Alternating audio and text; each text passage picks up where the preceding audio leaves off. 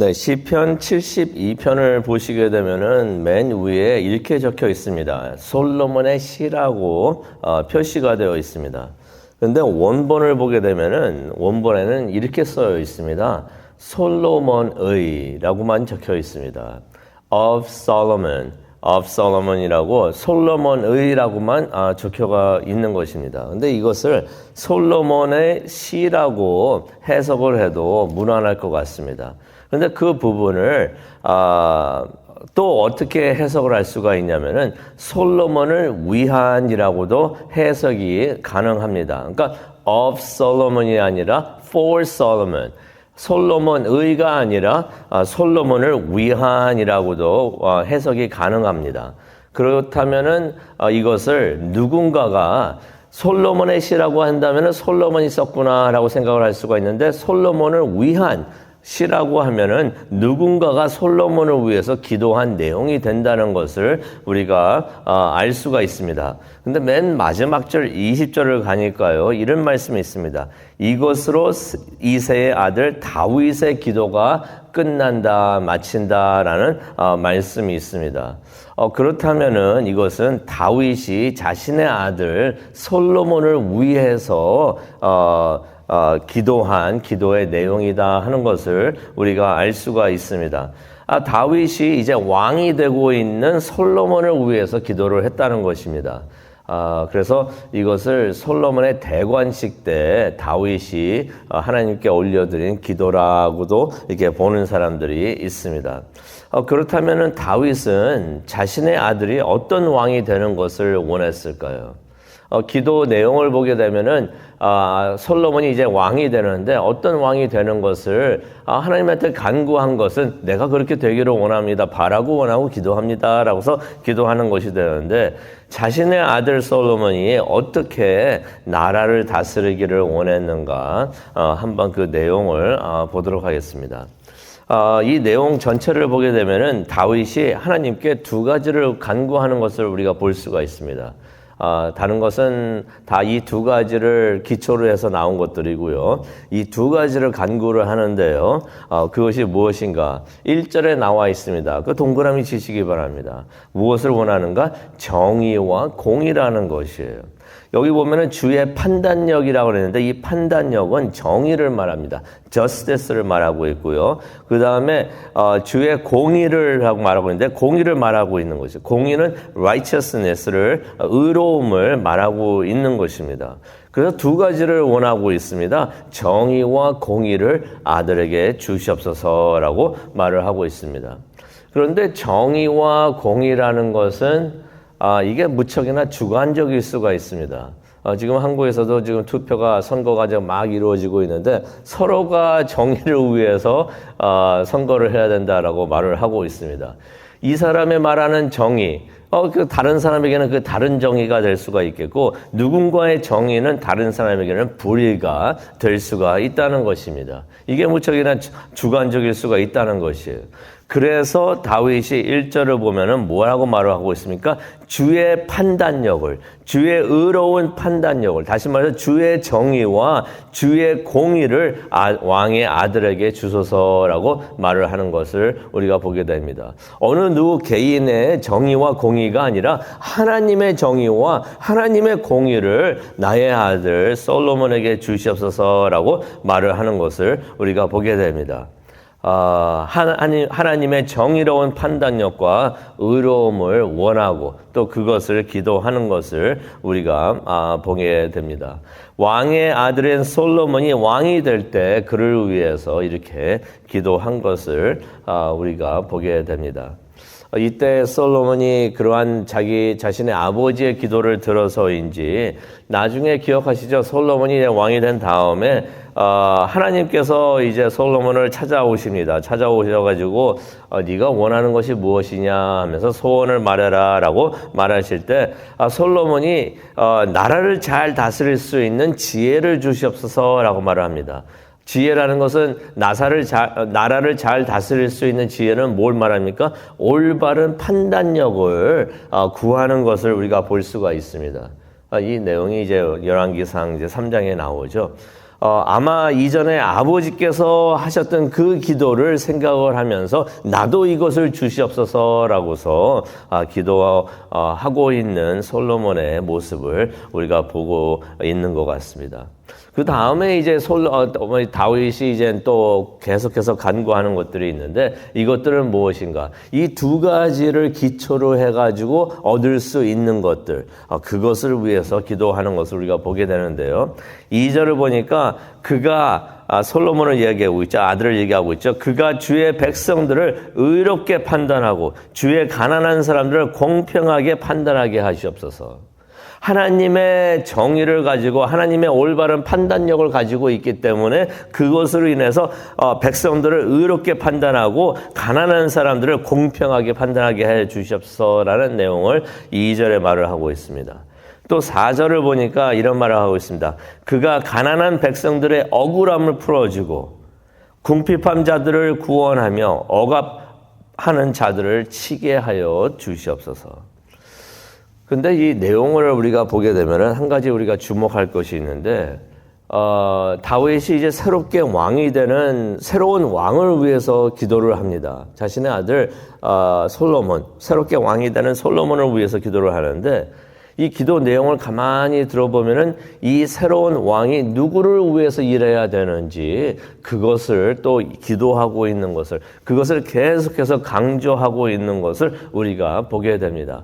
새로운 왕을 위한 기도가 되지만 이 새로운 왕이 이 사람들을 위해서 이 사람들을 올바르게 판단하고 올바르게 다스리게 해 주시옵소서라고 말하고 있는데 그 사람들이 누구인가? 계속해서 나오는데요. 가난하고 궁핍한 사람들인 것을 우리가 보게 됩니다.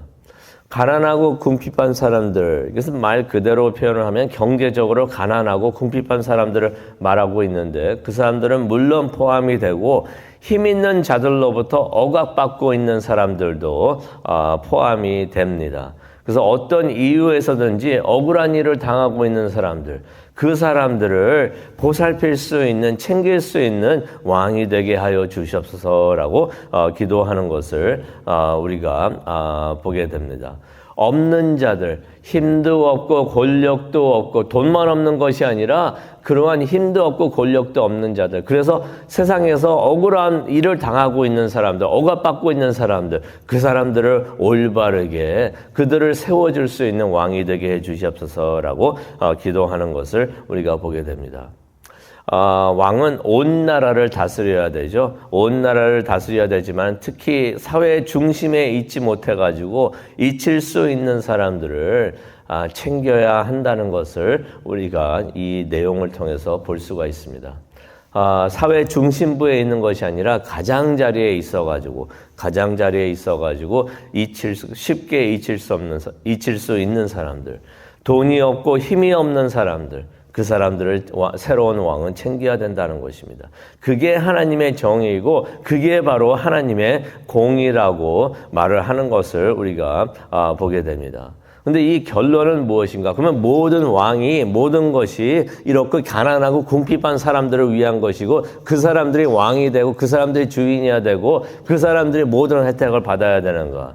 그건 아니죠. 5절을 보게 되면 결론은 무엇입니까? 이로 인해서 모두가 하나님을 경외할 수 있도록, 하나님을 두려워하고 하나님을 경외하고, 하나님을 두려워하고 하나님을 경외한다는 것은 하나님을 예배하는 것을 말합니다. 하나님의 뜻이 이루어져 가지고 하나님의 예배받을 수 있도록, 모든 것이 하나님의 영광이 될 수 있도록 하게 하여 주시옵소서라고서 기도하는 것을 우리가 보게 됩니다. 그러면서 이제 다윗이 계속해서 아들을 위해서 이제 기도하는 것을 보게 되는데요. 8절부터 11절까지의 말씀 한 밑줄 그시기 바랍니다.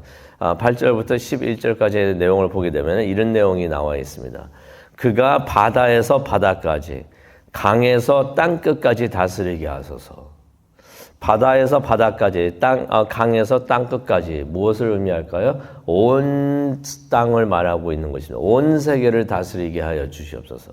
또 11절을 보니까 모든 왕들이 그에게 엎드려 절하고 모든 나라가 그를 섬기게 해 주시옵소서라고 기도하는 것을 우리가 보게 됩니다. 우리가 잘 알죠. 역사를 통해서 솔로몬이 큰 왕이 되는 것을 우리가 알고 있습니다. 솔로몬이 큰 왕이 되지만은 이 정도까지는 아니었지 않는가라는 생각이 듭니다. 온 땅을 다스리고 세상의 모든 나라와 왕들이 그를 섬기지는 않았다는 것을 우리가 역사를 통해서 성경을 통해서 우리가 보게 됩니다.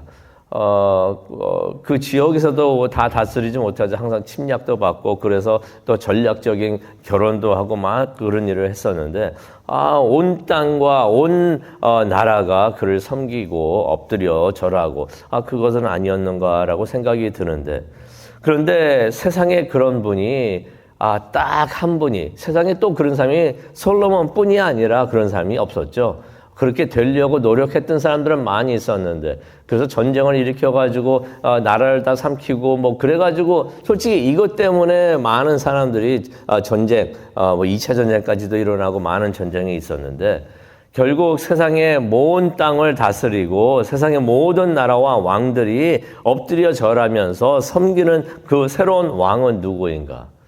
그분은 예수 그리스도가 아닌가 생각을 해봅니다. 우리가 빌립보서 2장 9절부터 11절에 있는 내용을 보게 되면은 이런 내용이 나와 있습니다. 하나님께서 그의 이름을 이 세상 어느 이름보다도 높이셨고 세상 모든 이들이 예수님의 이름 앞에 절을 하고 하늘과 온 땅의 모든 이들이 예수 그리스도를 주라고 고백하게 하나님께서 하셨다라는 말씀이 나옵니다. 이 말은 어떤 의미가 있습니까? 이때 시편 72편의 다윗의 기도가 다윗의 아들에게 이것이 이루어지는데 솔로몬이 아니라 또 다른 다윗의 아들 예수 그리스도를 통해서 이루어지는 것을 우리가 보게 됩니다. 그래서 이 기도를 메시아를 위한 기도가 된다고 또 우리가 볼 수가 있습니다. 또 12절과 14절을 보게 되니까 새로운 왕이 해야 되는 일들이 나열되어 있는데요. 뭐라고 표현이 되고 있습니까? 동사들만 보게 되면은 어려움에 처한 사람들을 건지고 불쌍히 여기고 구원하고 회복시키는 일을 해야 된다라고서 말을 하고 있습니다. 건지고 불쌍히 여기고 구원하고 회복하는 것. 이게 바로 왕이 할 일이다라고서 다윗이 말을 하고 있는 것입니다. 왕의 역할은 무엇인가? 다스린다는 것이 어떻게 보면 추상적인 말이 될 수가 있는데 다스린다고 하는데 그 다스리는 것이 어떤 모습인가 확실히 모를 수가 있는데 그것을 구체적으로 설명을 해주고 있다는 것입니다. 다스린다는 것은 내가 힘을 가지고 내 마음대로 한다는 것이 아니라 사람들을 건지고 어려움에 처한 사람들을 건지고 불쌍히 여기고 구원하고 회복시키는 것이 바로 왕이 해야 되는 일이다 하는 것을 우리가 보게 됩니다. 오늘 이 말씀을 마치고 이제 기도하는 시간을 갖기를 원하는데요. 다윗의 기도를 보게 되면은 의로운 리더십의 모습이 어떠한가 잘 보여주고 있는 것을 우리가 보게 됩니다.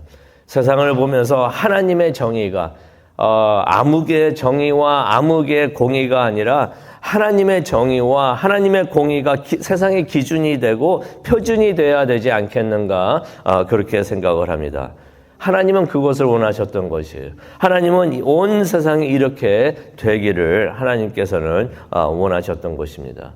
그래서 오늘 이 아침에 우리의 기도도 그러하기를 원합니다. 주의 뜻이 하늘에서 이루어진 것 같이 땅에서도 이루어지게 하여 주시옵소서. 주의 나라가 임하게 하여 주시옵소서. 이것이 우리의 기도가 되기를 원합니다. 하나님의 뜻이 이루어지기를 간절히 소망합니다. 기도하시겠습니다. 사랑과 은혜가 충만하신 하나님 아버지 감사합니다. 오늘 다윗의 시편 72편을 통해서 하나님의 공의와 하나님의 정의를 생각을 하고 이것이 이루어지게 하여 주시옵소서라고 바라고 원하고 기도할 수 있는 우리 모두가 되게 하여 주시옵소서. 세상을 둘러보면 서로가 정의를 이야기하고 있고 공의를 이야기하고 있지만은 자신이 생각하는 자신의 기준이 되는 정의와 공의를 이야기하고 있으니 세상이 사사기 때와 같이 어수선하고 이렇게 복잡하게 되고 기준이 없고 표준이 없는 것을 우리가 보게 됩니다. 하나님의 정의와 공의를 찾을 수 있는 우리 모두가 되게 하여 주시옵소서. 이 하나님의 다스리심, 하나님의 나라가 임하게 하여 주시옵소서. 감사합니다. 예수님의 이름으로 기도합니다. 아멘.